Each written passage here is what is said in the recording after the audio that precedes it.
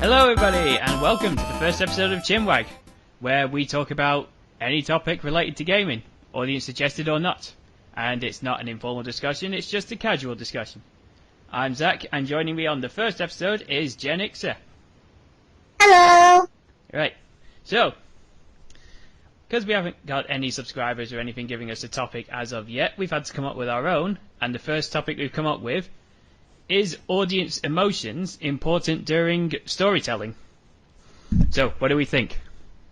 Maddie? Are you referring to actually like good storylines that make audience emotions happen? Yeah, I'm not talking about storylines that are silly on purpose, like, what's that game? No Time to Explain, where the storyline is almost non-existent, it's just crazy shit's happening for the sake of it. I'm talking about, like, Gears of War. Building a brotherly bond in the middle of a war zone, that sort of thing. I just hit my microphone. Okay, so you're talking about like just atmospheric effects that can make a person's emotions come to life. Yeah. Yeah, those are important. I would say so too, because I think when you're watching a film or reading a book, if it's making you feel something, it's a sign that you are enjoying it just as much as maybe the next person. Maybe even more than you normally would. Like, let's see, I'm trying to think of a game that made me feel that way before. While I'm doing that, have you got one in mind? What's the last game that made you cry or be really angry or be really happy? Okay, if we're talking about games that cry, like we're bringing back up Gears of War, but involved a character death, was Marcus's best friend, I can't think of him, Dom. Dom, yeah. I cried like a little bit because it's like, why did you kill one of the best characters in the game? Why? Yeah. And then I did cry. I didn't cry, but I did feel bad when they killed Dom's wife, Maria, in the first game. Yeah, I felt really bad for him as well. There were some people who watched that, though, saying that, oh, am I really supposed to feel sad for this? It's just a bunch of ones and zeros acting out a thing. Should I really be feeling something about this? But... Alright. Well, okay, how about this? Let's put it into terms of perspective for a different game. Let's go with Final Fantasy VII. Mm-hmm. You start in the game with Cloud, your best healer in the game, Aeris or Aerith, however you want to call her, Tifa, your big fighter, Barret, Nanaki, or also known as Red 13, Kate Sith, Yuffie, and Sid. I think I'm forgetting one more character. Oh, and Vincent. Yeah. So let's see, you go throughout the whole entire game, you more How likely... can you forget Vincent? Shh, Vincent's like my favorite character. I was like, wait, I know I'm forgetting something. I'm forgetting my favorite character here. So, you go through the whole entire game, and if you're a good strategic gamer, you're going to keep that freaking healer, Aeris, or Aerith, on your freaking team throughout the whole entire game. Spoiler alert, she dies. That death scene, I cried. It's like, I just went through the whole entire game, leveling her up, getting her all of her stuff, making sure she's fully well equipped. She dies. And then if you don't take all of your stuff off of her before she dies, you lose all that stuff. So that was you getting upset more in the sense that you've lost... So like, I felt like I cried. I lost my best healer, and then I cried even more because like, I lost all the equipment, all the good spells I put on her, everything. Oh, but she was in love with Cloud. That was rage. That was indescribable rage and sadness at the same time. But that was Cloud's love of his life. Fuck him, right? You lost all your items. Well, no. He had two love interests. He had Tifa, and he has Aerith. Okay. The thing is that Aerith loved Zack. Woohoo! Zack. Yeah. For those who have not played, Zack, like in the beginning of the story, you'll see that like throughout the whole entire game there'll be cutscenes back in Niflheim, and the cutscenes involve Zack, Cloud, and Tifa all in Niflheim doing a mission that involved one of the Mako reactors, or Mako, however you want to pronounce it. And how it involves is that before Zack leaves, his love interest back in, oh god, what's the town? I can't even think of the freaking town that you start out in. That really pisses me off. Anyway, basically, Town X. Yeah, well, it's called Town X. Yeah. But his love interest is back. Zach's love interest, Eris, is back in that town. Well, if you then like the sequel to this is kind of like parts of Final Fantasy and Seven, Crisis Core is like the prequel to Final Fantasy Seven, and you see Zach's story. Shocker and spoiler: he dies. Supposedly, there's been some sort of rumor in the game that you can bring him back and play as him, but I think you have to mod the game to do that. The original Final Fantasy Seven. But anyway, so Aerith is really in love with Zach, but because Cloud acts so much like Zach, she also loves him. And then it's basically throughout Final Fantasy VII, it's a huge freaking love triangle.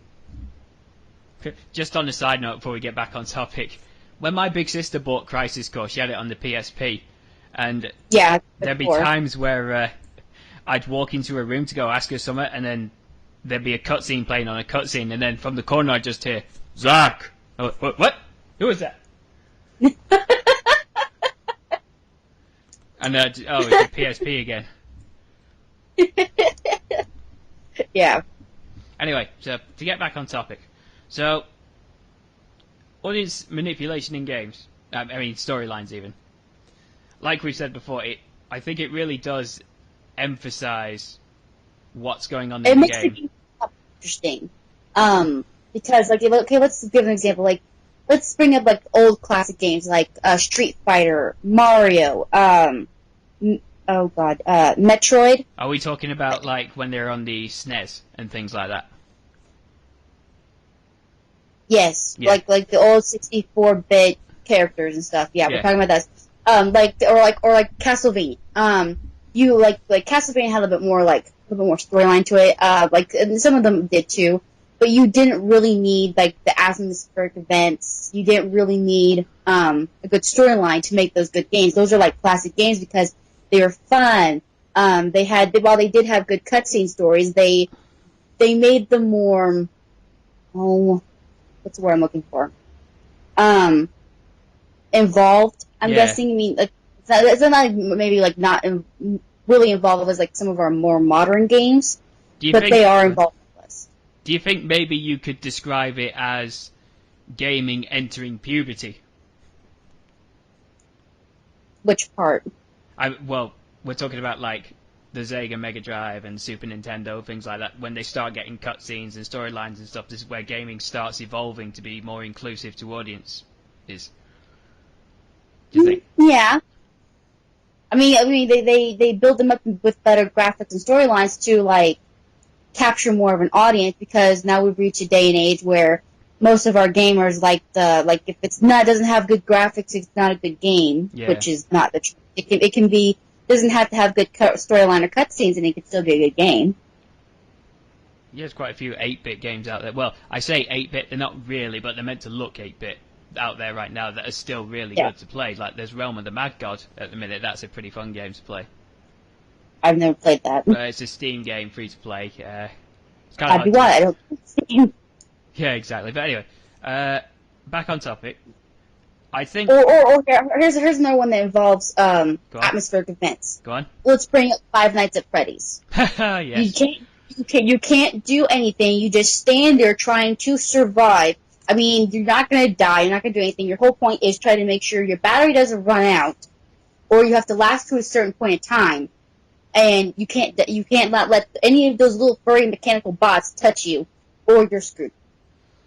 So right there, that's a perfect game to bring up for like atmospheric events. I mean, there's nothing going on. You're just standing there in an office with the control to the whole power system and your security guard. You don't have any weapons. It's strictly survival and keep an eye on everything else. What's good about that as well is because you're afraid it might involuntarily make the game last longer because you're subconsciously making mistakes because you're so scared. Exactly. Another thing. I haven't actually played the game, but I did watch videos of Markiplier. Yeah. Play the game.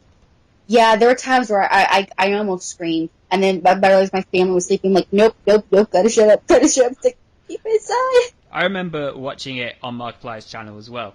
Not to name drop or anything, but when I watched it, even though I wasn't playing it, I was still quite jumpy and terrified. Oh yeah, terrified. It was scary as hell. Because it was a new concept and it was making me feel things in a way that I hadn't seen before. Like, Yeah. oh, a jump scare in the game. Yeah, I knew that was coming. And so but then when it's the case of they're coming, you just don't know where they are. That was new to me. Or then like when or like the dramatic pause effect of when like where the heck are they? It's like, where is it? Where is it? It's like, and then he like turns the camera and he turns back around and it pops out and you just like, scream. Yeah. Another good example of audience manipulation affecting the game or the story. No, audience emotional manipulation even. Games like The Walking Dead, the Telltale series and things like that, where you're often having to make these impossible choices to these characters you've become attached to. And it's like, well, who's going to die? Yeah. Or, I've got to kill this person, but it's got to be slow. Or do I just leave them? Kind of, things like that. Yeah, I haven't. I've seen like ads for it on Facebook. I just haven't played it. Yeah, there is. I'm more addicted to so many other games. Yeah. I think you're just a tablet gamer at the minute, aren't you? Yeah, I'm just a tablet gamer at the moment because my poor PC is just about to go kaput. Yeah. But anyway, in The Walking Dead, you do make a lot of very hard choices. And it's one of those things that feels like no matter what you choose, it's always the wrong one. There is also a game out at the minute. Well, I say out at the minute, it's been out for a while now. Oh, what's it called now? Fucking hell, it's going to annoy me now. It's the game where the girl can reverse time. So, no, not Last of Us. Isn't it Mirror something? Life is Strange. Okay, I'm thinking of a separate game. Okay, well, there's a game called Life is Strange where this girl discovers that she can rewind time.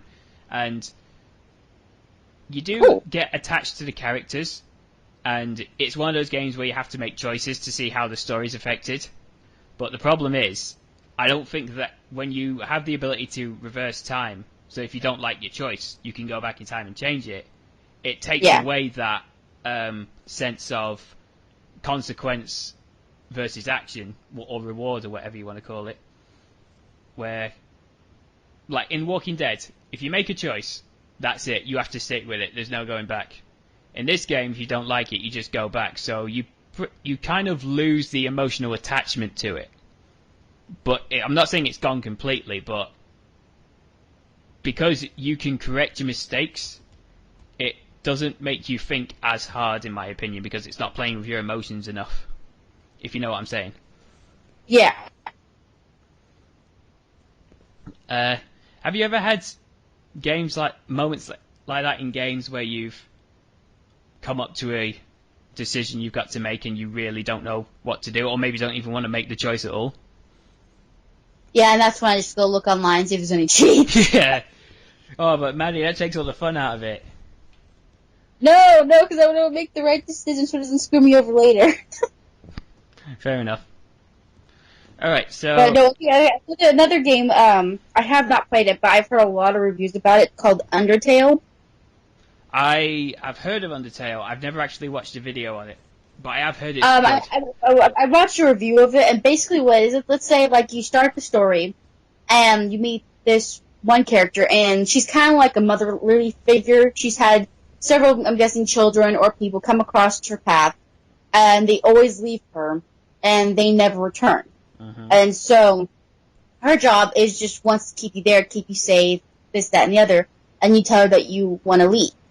Well, then, you have the choice, when a prompt comes up, you have the choice of actually fighting her or being non-violent.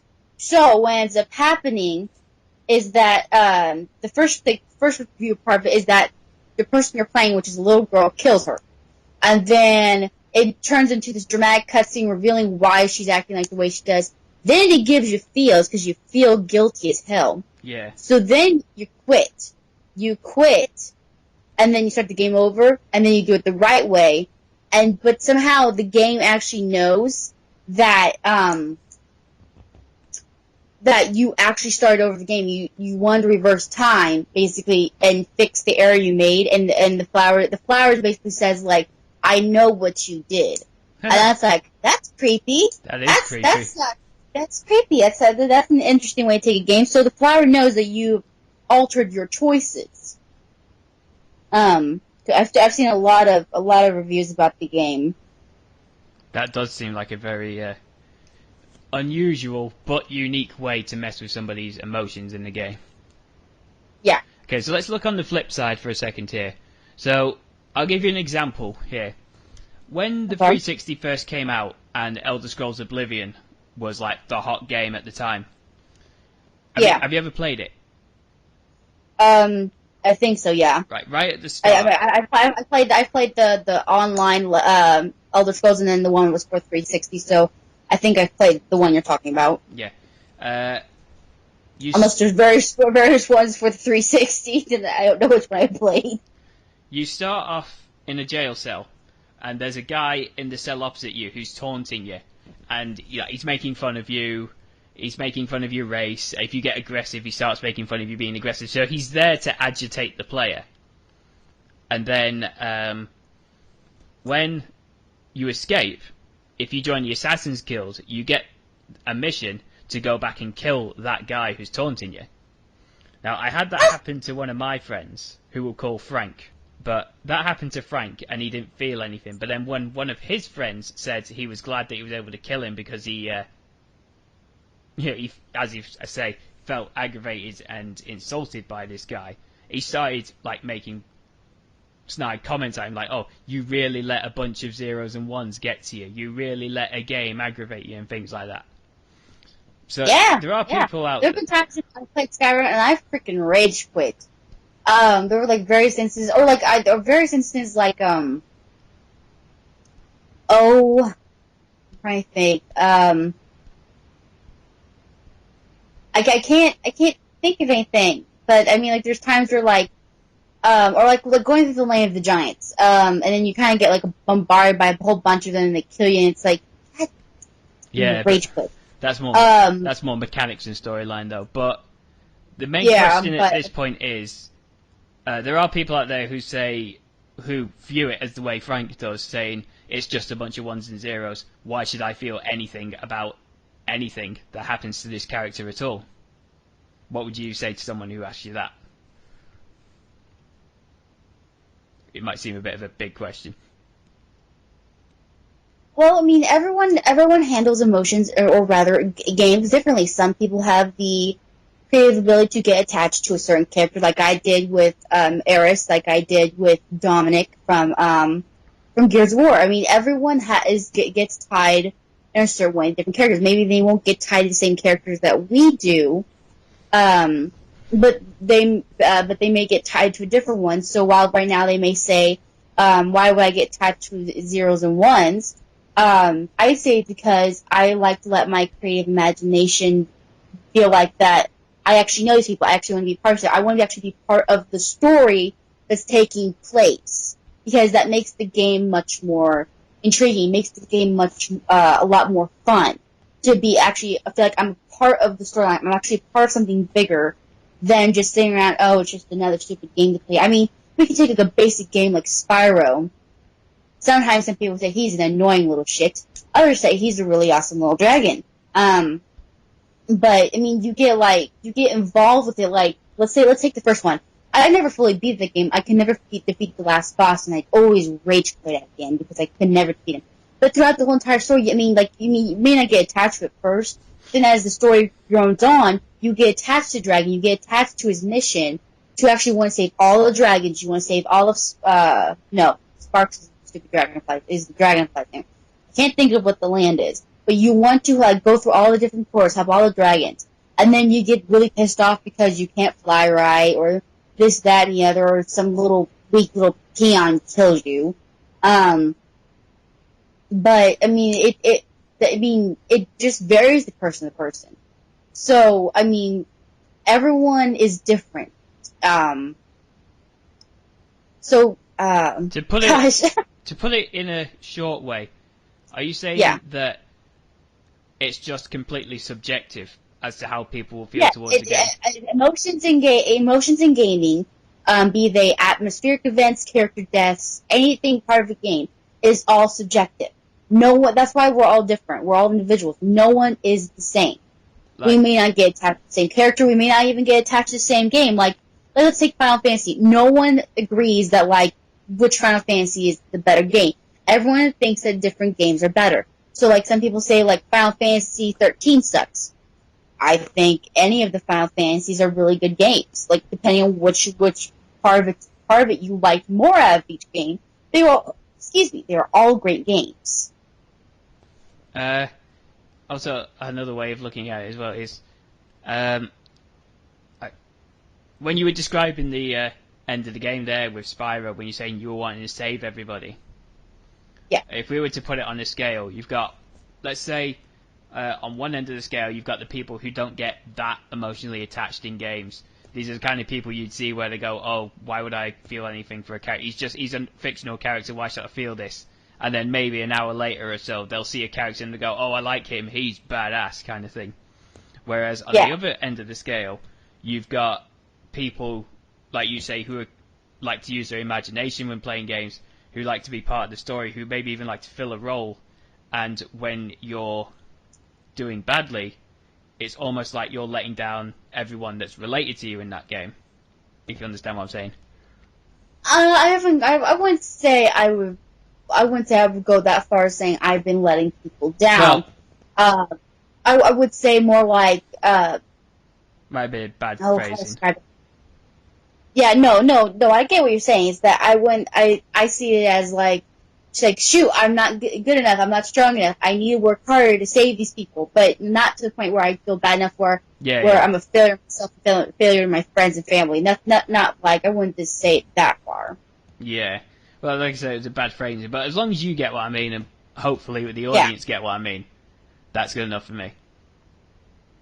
Okay, so how long have we been recording for now? I think about 25 minutes, so we can keep gobbing off. Let's see, what was the other thing I wanted to mention? Alright, let's go with something that involves emotion. Do you think there's too much violence, or do you think there should be less violence? Or do you think I screwed that up? Yeah. Do you think there's too much violence and there should be less in video games, or do you think that who gives a shit? Kind of thing. Are you trying to change topic at the minute? No, it involves with emotions, because like if there's too much violence, it can affect your. All right, so to put it another way, then, are you saying that using violence to manipulate emotion in video games, is there too much of it now, or should I not give a shit? Yeah, kind of where I'm going. Okay, right. As someone who has studied animation and has learned the basic principles about developing a story, developing a character, and things like that, when using things such as sex and violence and any other topic along that line you can think of, there always has to be a reason for it, and it has to be a justifiable reason. So using violence maybe to make the player feel scared or vulnerable would be a good way to do it. Another good use of violence would be maybe to get the character engaged, the player even engaged or aggravated at a AI to advance the story. But throwing something in just for the sake of it doesn't really do anything for me. Because I was actually more like preferring to like mental emotions. Let's refer to Mortal Kombat. It's the reason why we now have a game rating system. Mortal Kombat was so violent when it first came out that they actually had established a community of people to make a game rating system for now all games. So now when you see like games rated M or PG-13 or rated G or rated E, my bad, not G, E, yeah, for everyone and for mature or there's a higher rated system that's for like more on adults. I can't think of it. But so the reason why we have that game rating system is because Mortal Kombat is so violent that like with all the finishing moves or fatality moves that they had to make that. So what I'm saying is that like with games like that, is there too much violence that can affect players emotionally and mentally to a point where it can alter us. Like that's what I meant. It's like can a game be too emotionally involved or cause emotional involvement that can affect us in real life? So, in short, are you saying, does it get too real at times? Yes. Yeah. Well, just to address your point on the Mortal Kombat thing there, I think that's more of a psychological issue than an emotional issue, because emotions are a result of psychological conditioning. And although I hope that's right, because I don't want to sound like a smart ass. It's more anything psychological than anything else, so you're on the right path. Yeah. So that's more of a psychological thing more than anything in terms of violence and stuff like that. But do games get too real? That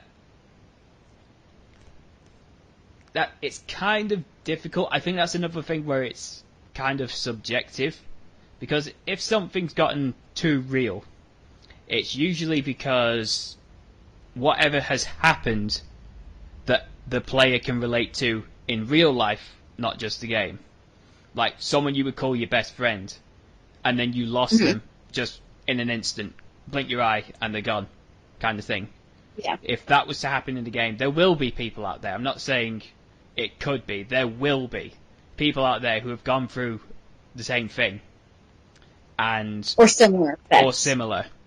And they've probably put the game down and had to leave it, or maybe not even gone back to it, because it's affected them that much. Alright. But okay, so what do you think of like something similar that like has a lot like good death scenes, and then borders on a lot of sex, like God of War? Sorry, say that again. Okay, like let's take for instance like God of War. Yeah. Do you think that borders on being too real? I don't think I can say honestly, because I've only played the first one partly. I'm aware of some of the story, but not entirely. You've never finished it? No, I was playing it on the PS2 when I was in high school, and then my PS2 broke. And then I went to Xbox because all my friends had an Xbox. And if I stayed to PlayStation, I wouldn't have anyone to play with. I've played... I don't know if this makes me seem like a weird type of weird gamer girl or whatever, but I've played all of the currently made. I'm still waiting on the newest God of War. Yeah, when he jumps from Greek to Norse mythology. Yeah, I think that's an interesting concept. I'm not sure why they went that far, but it was an interesting take. Okay, so what is it you're saying is too real about God of War? Should there be games out there that, this is where I think it gets real. Should there be games out there that involve violence and sex? At the same time? Yeah, let's go with that. So, yes, because they're a part of life. Everyone at some point in their life is going to deal with violence. Everyone at some point in their life is going to deal with sex. If you're offended by seeing these things, fuck it, I'm just going to say it. You're being oversensitive. Right? I see something sexual every day, right? I'm not someone who goes out and pulls women on a nightly basis. I'm not someone who actively goes out and tries to sleep with every girl I know, or anything like that. But whenever I see like a guy who's bare top and he's advertising chocolate or something like that, just one of those kinds of adverts. I don't get bare-chested advertising for chocolate. No, I've just made that up. Why did that get you excited? Okay. Maybe I'm sure someone will come up with that, but it's like it probably exists in Germany or something somewhere. The land of chocolate, yeah, sexy guys of chocolate. Yep, that makes perfect sense. Anyway, what was I saying? Oh yeah. I've seen adverts where sex is a theme in it. I've seen films where sex plays a role in it. I've read books where sex plays a role in it. Yeah, sex is everywhere. Pause. Go on. Pause. Alright, so sorry about that. Maddie got a call on the phone. We just had to cut it for a second there. So, you asked me where we left off. Yes. Is mentioning things like violence and sex making things too real in games? And I was saying that sex and violence are everywhere. Like I could walk to town where I live, and I'll see maybe 4 or 5 adverts that involve sex in some way. It doesn't bother me because sex is a part of life. All I have to do is flip on the news, and there's a story involving violence in some way or another. Violence is a part of life. So really, you have like 5 freaking billboards up there that advertise for sex? No, it's usually I've walked past an off license, or I've got an into town and there's like a perfume stand or something like that. But anyway. Okay, like a premise that makes things sexual. Okay, gotcha. Yeah. So anyway, okay. Like X. So saying violence and sex and things like that making games too real, it's not a problem to me because it's a part of life, and like it or not, it's making its way into games. The only time I would mind if it was in a game is if it's been thrown in there just for the sake of it. But otherwise, I don't think putting things like that in games makes things too real for people. Well, okay, that's the whole thing with the God of War. Like, the whole sake of it, you can't get past this one part unless you bang the chicks. It's just thrown in there. Well, is it thrown in there, or is it part of the story? No, but like literally in the beginning of the game of God, like the first God of War, you have to, I think, what is it? It basically becomes a threesome with 2 chicks. And the whole aspect of the game is that the only way to get to the next part is you have to bang these chicks. And then if you're done, then you get all these magical orbs and everything. And then once you're done, if you want to, you can go back and fuck them again.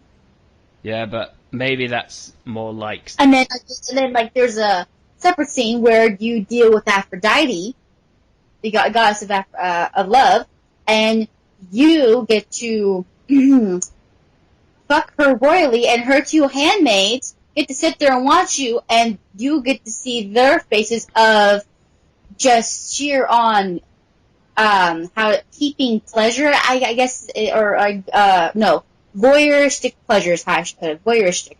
And you just see them, like, basically just want to come in their panties.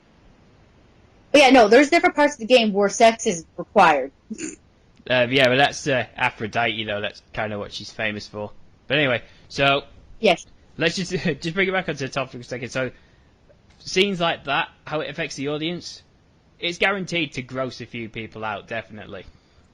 It might make some people happy, but either way, if you're a fan of the series, you've probably bought it knowing that sort of thing's going to be in there.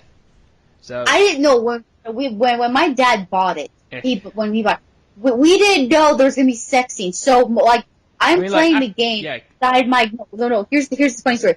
We bring the PS2 inside my grandma's house. We bring the game, and I just sit there playing for my cousins, thinking it's just going to be a normal, basic game. Yeah. It's just going to slice and dice here and there. It's going to be a typical game. It's probably going to have its challenges, this, that, and the other. No. I'm like in 5-10 minutes within the first of the part of the game. And there's a sex scene, and I have my cousins in the living room. I really have to fly up to the TV and cover it with my body. I'm like, Dad, help! Help me shut off this stupid game so that my cousins don't see 2 naked chicks, or like half-naked chicks, on a frickin' bed. That's no. And if my grandma saw that, oh my gosh, the lecture I would have gotten for playing such a very, very vulgar game. When she's one of those kind of women. Yeah. It's so vulgar and so disgusting. Why would you want to play that? Because I get to tear people apart. That's why. All right. That's what I care about. I get to tear people apart. Oh, okay. So like, moving aside and tearing people apart, I think another good game that involved virus but didn't get like a lot of good credit was Heavenly Sword. I've played a bit of that, yeah. There was like one Final Parts game you get to play as Kaya, her best friend, who's actually, spoiler alert, you find out is her sister. Because her father was a freaking man whore. And so, no, literally, he was a goddamn man whore. He slept with a wild woman trying to procreate a freaking son. Yeah.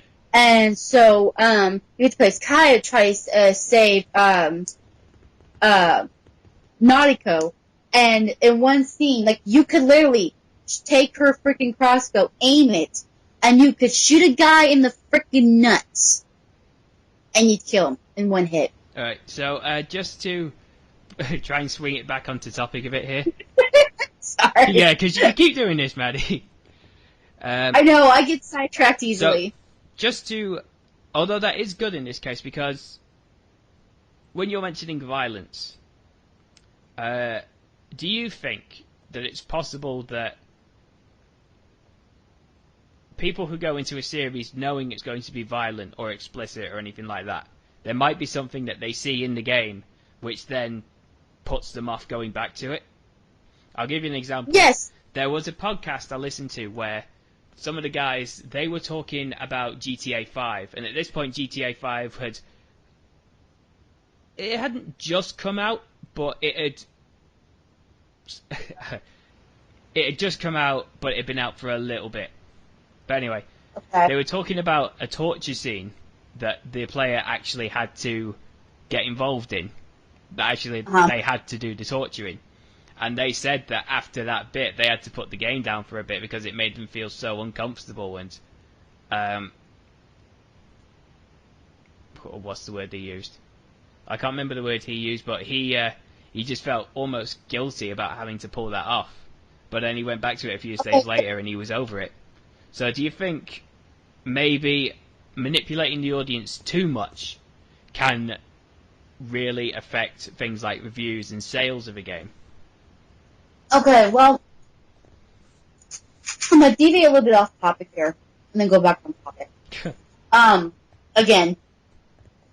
Okay, so I remember when the first GTA came out, and I watched a friend played it. The graphics are okay, but the basic premise of it was you stole cars, you killed people, and you got money. And then if you knew the certain cheat codes, you could see naked women. Now, what? Or possibly screw. Yeah, there's apparently cheat codes that you could see naked women, and I think at one point you could also screw too. What? Anywho, what GTA is this? I don't know. I remember it being I remember hearing about it. I don't remember which GTA, but anyway, so you can look this up after the podcast. Hang on, I think I already know what this is. This might be the hot coffee code for San Andreas you're talking about. I think that was it. I think it was for San Andreas. But so it's like you said, like with getting like actually involved with actually torturing someone. That can really involve with someone because, like, some of these games are getting so more and more intense with certain. God damn, I dropped too much certain.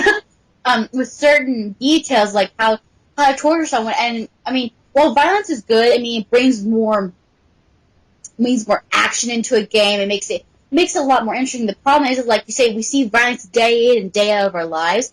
It can make us desensitized. It desensitizes us to the fact that there is actual violence. Yeah. And so when we get to the point where, like, some of us who have maybe never played really a violent game, and they're, like, the first violent scene they come across is something like that, it can really screw with them. Like, they may think the person, like, what the hell's wrong with you for wanting to play something like that? And me, I've played so many various games where, like, something like that would be, like, okay.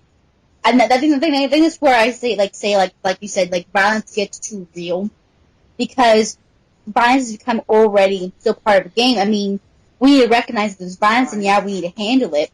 But points like that, that's where we have to decide where if violence gets too real, because we desensitize ourselves, we desensitize future generations with violence, and that in turn can make us more numb and turn a blind eye to events that may happen in real life. Mm-hmm. But just to answer the question, if you had to put a yes or no on it, do you think making things too real in terms of affecting the audience's emotions will affect a game's sales and reviews, negative or positive? Both. It's both. Well, yes Because, and no.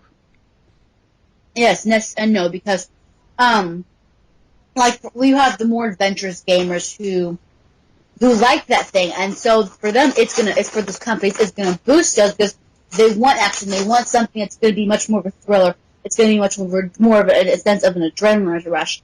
Or if you got some of us who are more new to these new games, it may affect sales because they don't want to play something like that.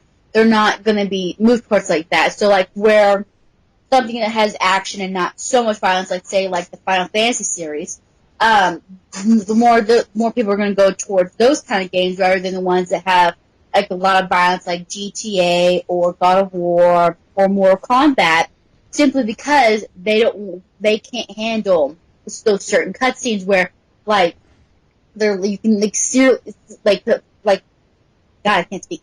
Like for Mortal Kombat, like you see when they do those fatalities, you see them ripping their bones apart, punching holes into their chest. You see what is exploding, what is being broken apart inside their body cavities.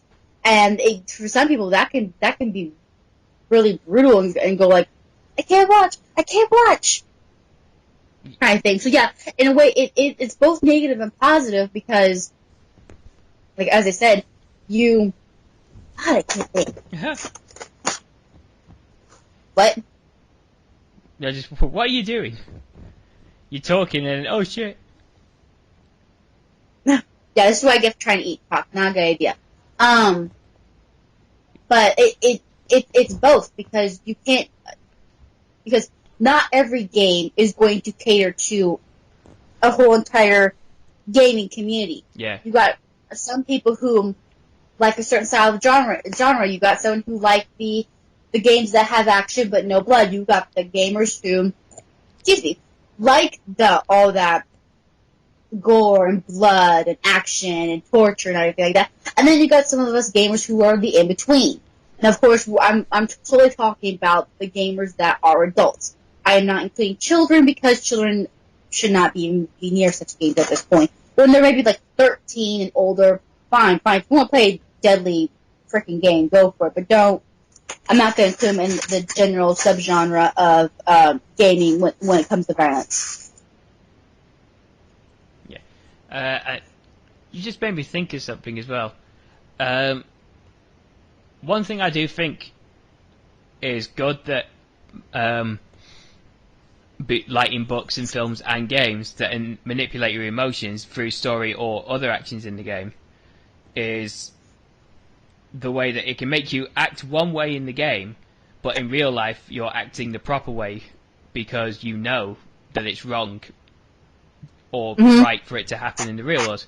Like, when Mortal Kombat came out, you just type in onto YouTube, fatality reactions, and you see people being grossed out, you see people laughing at it, you see all this sorts of stuff. But if they were to see it happen in real life, they'd know it's not funny. They know it's not something that should be pointed at and like glorified or anything. They realise it's a bad thing that's going on. Yes. So I just think it's interesting that games can make us act one way, but in real life makes us act another way, and that's also kind of works as, how can I say it? Not necessarily a warning, but you can tell who the smart gamers are, the people who can tell the difference between real life and a game. Oh no, like, I'm gonna tie in like actual real life and video games. So like, gamers know the difference between what's good and what's bad. If like, I'm gonna use a couple examples. Let's say like The Purge, old version of Cartoon Network cartoon. Mm-hmm. So many of us have a thing called common sense. And common sense helps us differentiate what is acceptable and what is not. And video games while it's horrific in terms of violence and storyline of that, we can tell common sense allows us to differentiate. While it's bad, it's not real. And so, yeah, we can slightly joke about it, this, that, and the other. Whereas in real life, we know that certain events and acts are not okay, are horrific, and should not even be thought of. But yet, like we have like some shows like if you notice now, they've dumbed down like a lot of TV shows and this, that, and the other. And like what was like a good, cool cartoon like of Bugs Bunny and everyone, they had the dumbed down cartoons because, and like to try, like one, lower down the common sense of the future generation, and two, some of our newer generations of children have decided, let's try this shit out. Let's like this kind of like the story of hold my beer, let's see what happens kind of thing. Sorry, I like that saying of hold my beer. That's how every great story happens. Hold my beer. Well, in England, it's we all got drunk at the pub. That's how all the best stories start. At the same time, it's like no good story started. I had a salad. It's true. But yeah. As you were saying? No, I made my point. Okay, right. So I think we've got about 15, maybe 10 minutes left. So let's just talk about one more thing related to emotion and gaming, storylines and whatever. Like we mentioned at the beginning of the podcast, there are games out there that the story is there. For lack of a better term, you can say it's a B-plot kind of story where it's got one goal and it's to scare, to amuse, to freak out, to whatever, you know. Are games like that, even though they aren't really focused on the story or have a lack of story which isn't meant to make you feel anything, still enjoyable? Yeah, I mean, like Mario, I mean, you really don't feel anything. Your sole objective is to save the princess. You're just supposed to defeat Bowser, and then you're supposed to go to castle, and then you get but I mean, there's no storyline to it. There's no emotions. You don't hear any voices like you hear in modern games. But you can just feel that rage of like you just have to go through castle, and you have to listen to the little toadstool say, the princess is no longer in this castle, or the princess is not in this castle. It's like you beat the shit out of him. Really? I just went through the, like maybe 30 minutes of fighting and going through all this stupid castle to find out she's not here. So like right there, you have an emotion right there. You have rage. So basically, answering your question, a video game does not have to have a good storyline or anything like that to be a good game. With you bringing up, because you can still some way get involved and you can still some way get emotion. With Mario, like you've mentioned, do you think in a game like that where the story isn't focused on the emotion comes from the journey? Yeah, I would say so. I mean, like, there's been various areas, like, I never beat Mario, so I'm gonna be close. I've never beaten Mario. Well, and I was trying to play different various parts of the game, and I would just rage quit because it's like, this sucks. This is so annoying. I'm just going through place to place, and it's basically you kind of feel like a sense of hopelessness because it's like, it's not going anywhere. So, I quit. But yeah, what I mean by the journey is that sometimes, like you're saying, you're going from place to place, but the places you go are what amaze you.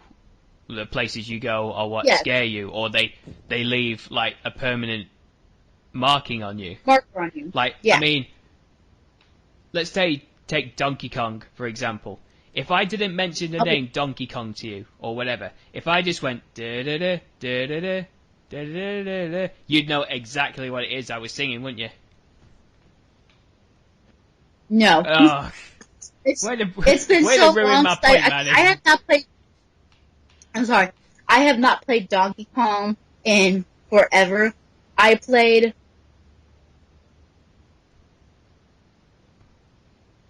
if you say it in the right, sung in the right tone, I might know. But how you saying it just right now, Yeah. I wouldn't. Yeah, but like. But it's been so long since I played it. I've only played 2 of the different games, or oh shoot, like Crash Bandicoot or something Kazooie. Can't think of it. Banjo-Kazooie. Thank you. That was a good game too. Okay, but the point I'm trying to make here is, even though a game doesn't have the story, like Donkey Kong, let's just mention that again. The storyline is simple. Your bananas have been stolen. You're going on a journey to get them back. It doesn't say who the bad guys are. It doesn't say why they did it. It's just, you've got a goal. Go do it. So you're on your way to doing it, and the levels in that game, they frustrate you. Maybe they make you laugh. They satisfy you. They make you happy. Some of the music you'll hear is something that probably sticks with you because it's part of your childhood, or maybe it's a song that you like listening to whenever you need cheering up, or maybe it reminds you of something that you did that was really cool in the game or whatever. But even though the story was just really basic, the journey from point A to B in terms of this really simple story is where all the emotion came from. Yeah. I remember, like, while they were frustrating, I got a sense of accomplishment from beating each level. Yeah. It's like, one step closer to my glorious bananas. I never beat that game either. I never beat it either, but I was 7. I couldn't... I don't know what age I was when I played that. They came out with a different Donkey Kong where you can play as Donkey Kong, Diddy Kong, and then there was the Girl Kong, and then there was the orangutan, and you could play as each one. That's probably the 64 throughout the one. entire area. Huh? Probably the Donkey Kong 64, I think that is. I think so too. And each area, like in the actual game, was specific to play as for each Kong, and you had to use each different Kong to traverse each one, and you couldn't get them until you unlocked them. I didn't beat that one either, but I think out of all of them, I enjoyed that one the most, because I think that's one of the few games that slowly started out where you could play as a female character. I mean, there was Metroid, but I didn't know that the main character in that was a female. Yeah. Alright, we've got a little bit more time left, so let's move on to one final subject here. Okay. Games where you play as silent protagonist. Now, I personally don't like silent protagonists. I don't know why people like Gordon Freeman so much. He doesn't do anything. You make him do everything. He doesn't do anything. So who? Yeah. So when you're what are you talking about? Half-Life. I haven't played that. All right then. But yeah, people really love Gordon Freeman, who's the main character in that game. But he doesn't say anything. You don't know anything about his personality. All you know is at one point he was a scientist. He grabbed a super suit, killed a bunch of aliens. That's pretty much it. But one thing I don't like about silent protagonist games, I'll play them, and I might enjoy them, but with silent protagonist games, it's supposed to be that all the characters are talking to you. But instead of you giving an input back, they're basically just looking at you and saying, go and get this, go and kill him. So it's pretty much me just being ordered around. And it's like, well, I don't want to just kind of like Time Crisis. Yeah, but it's... Well, not like Time Crisis, because Time Crisis is a fixed story. Well, maybe in a bit, I'm not sure. But anyway, yeah, maybe in some sense like Time Crisis.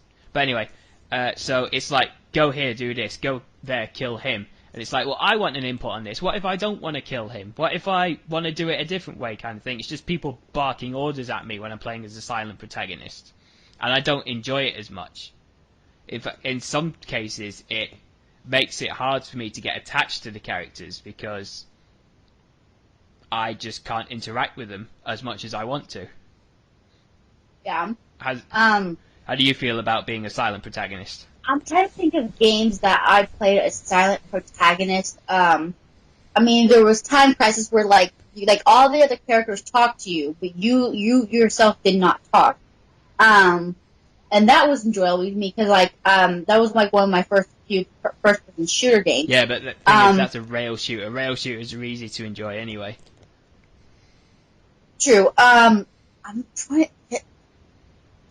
I can't think of any silent protagonist games I play. I mean, like, what about there was a Morrowind? There was a Kingdom. Elder Scrolls, things like that. Elder Scrolls, Skyrim, things like that. Oh, okay. I'm an idiot. I can't believe I didn't think of that. Okay. Well, with Elder Scrolls, I mean, you in a sense, you don't hear your own voice. I mean, you do when you attack and stuff, but in your sense of actually talking, you don't.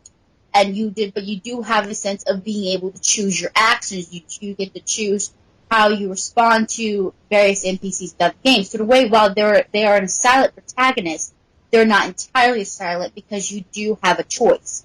I'm talking as if, like as you said in Half-Life, if the person doesn't talk, you have to do as you're ordered. And I don't think I've played anything like that, except possibly maybe they came out with a Kingdom Hearts game. It was for the DS, and I did not play that one. I never even beat that one. It's the one Kingdom Hearts game I've not beaten. And basically what it is, it's like, I can't even think of the freaking title. I have played that one, but Kingdom Hearts is but that for but basically what it is that there's something wrong with Jimmy's journal, and so they have to make a virtual reality representation of the journal to fix whatever is wrong with it. But like within the first game, when the first few moments, you have video cutscenes, but then all of a sudden it just cuts into words. There's no sound coming from Chip or Dale, Donald, Goofy, or Sora, and that really irritating because like that's why I enjoy. I mean, like there was the other DS game where it was the original Kingdom Hearts Chain of Memories. That was on DS. There was no sound, just music, and there was just words. But because I had been so spoiled with all the other games, that's what I was expecting to come out of this one. And so I was upset because of the fact that there was really no sound for it. So in terms of that, like you said, that's annoying because when you hear from, like, especially with popular characters, you want to hear that voice. You want to hear those iconic voices because it just makes the game a lot more enjoyable. But then like when you have a silent protagonist game, that really had no sound to begin with, it can be annoying, but maybe you're one of those types that don't mind it. Like again, that is another topic that's subjective to each individual person. Yeah, before we finish up, I'm just going to give you an example in Half-Life. Like in Half-Life, you'll be walking along. Like I've only played the first one a bit. Well, I've watched the first one being played a bit, and I played maybe halfway through the second one. In the first one, you've pretty much arrived at this facility where you work, and a scientist has said, "Follow me," and she's just gobbling off at you, saying this, that, and the other, and meanwhile your guy doesn't say anything, and then eventually you get to the guy you're supposed to be working with, and he says like, "Oh, you're the highest in your class," or this, that, and the other, and it's like, well, yeah, I'd like to know a bit more about my character. Like, you know, did I pass it all first time? Did I think it was piss easy? Things like that. But yeah, it's just when I'm playing a game, like Half-Life for example, and then someone mentions something, and I don't know what that thing is.